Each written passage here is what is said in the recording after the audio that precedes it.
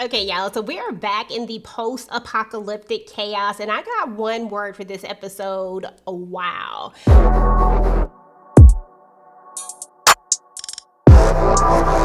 Welcome back to the channel, guys. I am your girl EJ, aka the binge junkie, the TV junkie, whatever you want to call me. And today we're talking about season 2, episode 1 of The Last of Us, titled Future Days.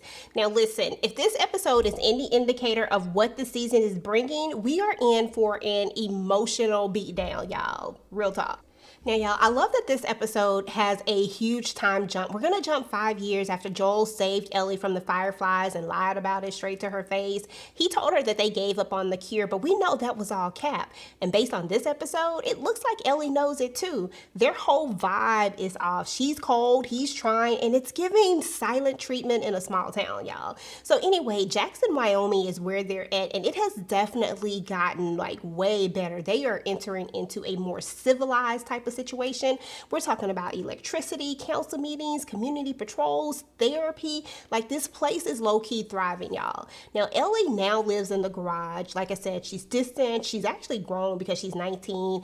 And Joel's over here fixing pipes and going to therapy, wrestling with his guilt. And yes, y'all, the therapist actually reads him like a bedtime story because he out here lying. He's just not telling the truth. But at the end of the day, we know that he has to keep some of these things a secret based on what it is.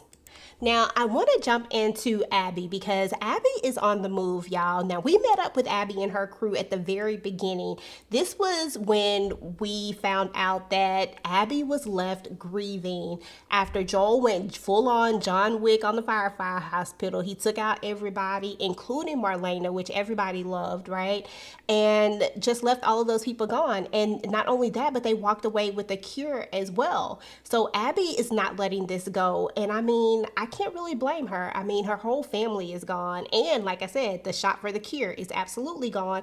And at that time, Joel had a 3-day head start, so they couldn't go right after him. So they went to the Seattle branch instead so they could kind of regroup and find out exactly where he's at. Now, we know that Jackson, Wyoming is tucked away. This was a place that they didn't want very many people to be able to find. So it's taking them a lot of time to be able to find this. And at the very end of the episode, we see Abby popping up. All this time she's been hunting him, and now she's finally found him. So this is definitely about to get interesting.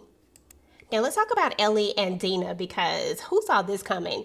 Now, Ellie has a new bestie. Her name is Dina, and let's just say it's giving a potential romance. The chemistry is thick. We see them head out to the Alpine Run, supposed to be following orders, but do they follow them? Nope. They do their own thing and end up face to face with a new kind of clicker. This one is fast, it's smart, it's calculating. This is not your regular infected. This is like a next level type of danger. So not only did Ellie get bit again, but she can't tell anybody, obviously, and now she's in there trying to sew herself up and do all the things. Meanwhile, we see that she is journaling, and she's probably journaling some of her secrets, y'all. So hopefully nobody finds the book and, find out that she actually is immune to all of this. Now, meanwhile, we have to talk about Joel because he's really trying to connect with Ellie, but it's really awkward. It's kind of heartbreaking, to be honest. He even goes and sees the guitar. He goes in to check on her. He sees the guitar. The guitar needs some more strings on it, and he says, I'll put some new strings on it. Now, if we remember, the guitar was from the first season when he's actually teaching Ellie how to play the guitar, but she's still cold. We know that that lie is living rent-free in her head, for real. So it is what it is. Now, the town is going to throw a New Year's party, and just when it's all good drama, of course, Ellie and Dina end up kissing. Someone uses a slur. Joel swings. Ellie flips out on him. Dina's confused. Joel walks away broken. Y'all, this ain't just a zombie show. This is real deep because they are doing the absolute most.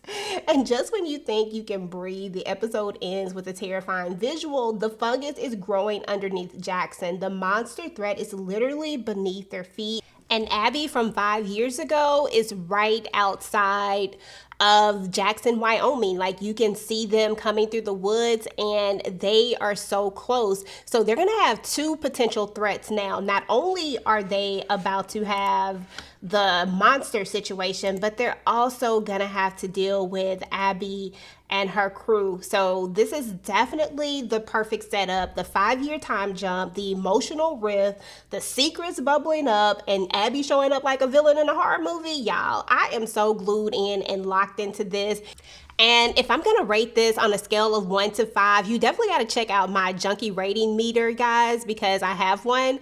But I'm gonna give this chokehold energy. They definitely had me locked in. They definitely had me glued to the TV. I don't wanna say it's full-blown TV junkie mode because I probably won't rewatch this episode, but we definitely at a strong 4. So let's go with the chokehold energy. Let me know what your rating is for this particular episode down below, guys. Do you think that Joel actually was the one who told Ellie the truth and that's why she's upset? Or do you think that she somehow found out about this, which I don't know how, but anyway, is Ellie going to open up to someone about her situation, about her being immune and being able to get bit? And how do you feel about Dina and Ellie getting together? What do you think this is going to look like? Go ahead and get the conversation started down below, guys. Meanwhile, if you like this video, please go ahead and make sure to smash that like button. Subscribe to the channel, guys. Turn on your notifications so that you don't miss out on any of my future The Last of Us videos, because we are going to be back and we're going to be talking about this every single week. So definitely come back. Until next time, guys, stay safe out there, and I will talk to you guys later. Peace.